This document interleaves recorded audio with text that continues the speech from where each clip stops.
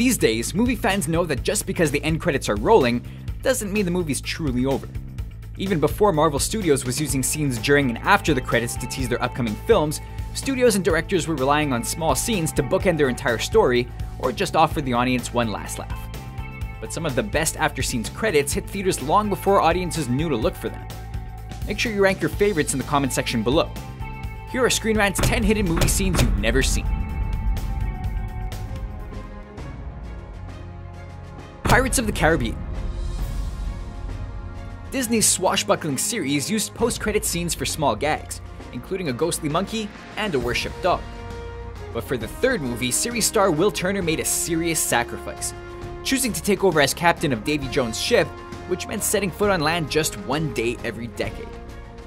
Will still got to marry the love of his life, Elizabeth, but it was the post-credit scene that delivered the real happy ending.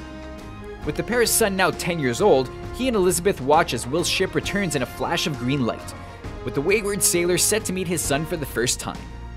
The scene teases an obvious adventure starring the Turner family, if Disney ever decides to tell it. Harry Potter. He may not be what comes to mind when you picture a magical con man, but the enchanted celebrity Gilderoy Lockhart lied, exaggerated, and charmed his way into the Harry Potter series. But his swagger cost him his memory in the second film, when a spell backfired and wiped his mind. A post-credit scene proved that his talent for fame wasn't affected, as he was already out promoting his new biography, Who Am I? The Gray. This story of a plane load of oil workers forced to survive in an Alaskan winter wasn't a happy one. One by one, the men are picked off by a pack of gray wolves. The film ended with star Liam Neeson strapping broken glass to his hands and taking on the pack's alpha male, but cut to black before audiences could know who came out on top.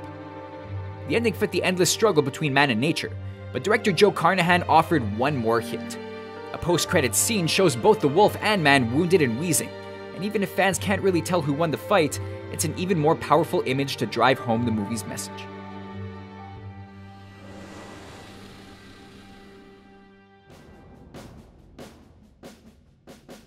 The A-Team. The big screen reboot of the classic TV series wasn't the hit that the studio had hoped for, but that didn't mean members of the original cast had any hard feelings. Although their cameo appearances were cut from the film, the scenes were spliced back into the movie's end credits. Fans of the TV series can watch as actor Dirk Benedict, the original face, give some advice to Bradley Cooper, and a white coat wearing Dwight Schultz finds out just how much crazier the new version of Howling Mad Murdoch is compared to his original performance.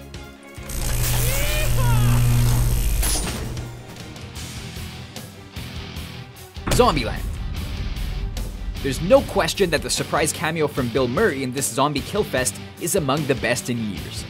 Murray appears as himself, trying to survive in a zombie apocalypse. The actor winds up being killed by the stars of the movie, followed by a memorable final scene. But after the film's credits, audiences got an added bonus that didn't make the final cut of the movie. Rather than using his last breaths for a deadpan gag, the scene shows Murray reciting one of his best-known lines from the classic golf comedy Caddyshack. One of the words of Jean-Paul Sartre. Au revoir, go fair. Hancock. Will Smith was anything but your typical superhero in this action dramedy. But by the end of the movie, Hancock had accepted the role of a superpowered do-gooder. Of course, he still had a bit of an edge. Those who stayed through the credits got to see that for themselves when an armed hostage taker decided to disrespect the movie star.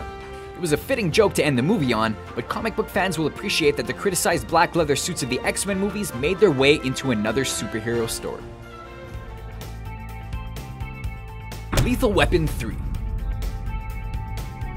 Post-credit scenes are usually used to tease a sequel these days, but they can also be used for one last gag. And no end credits joke is more staggering than the one in Lethal Weapon 3. The movie opens with stars Riggs and Murtaugh trying and failing to defuse a bomb.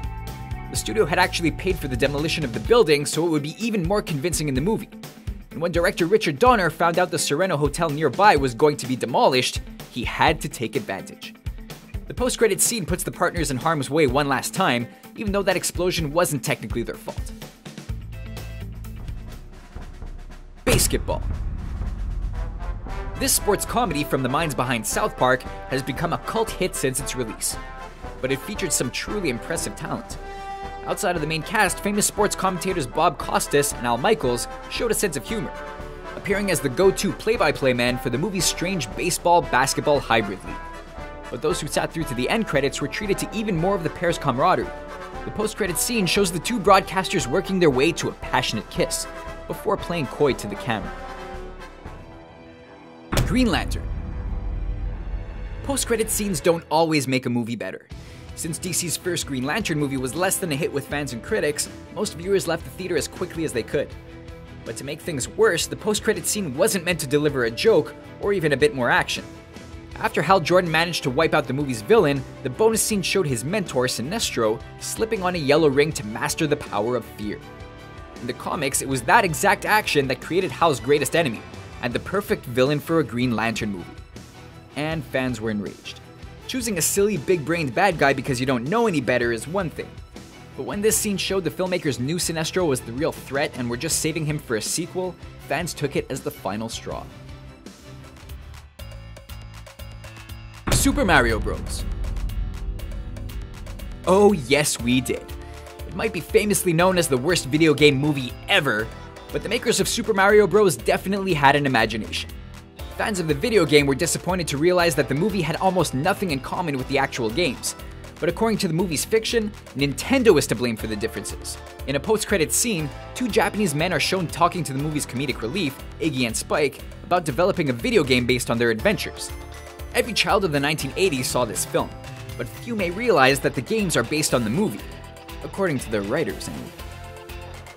A video game based on your many adventures. What would you call it? The Super Koopa Cousins. So what do you think of our selections? Can you think of any after-credits scenes or stingers that we missed? Tell us your favorites in our comment section, and don't forget to click subscribe to watch more Screenrant videos like this one.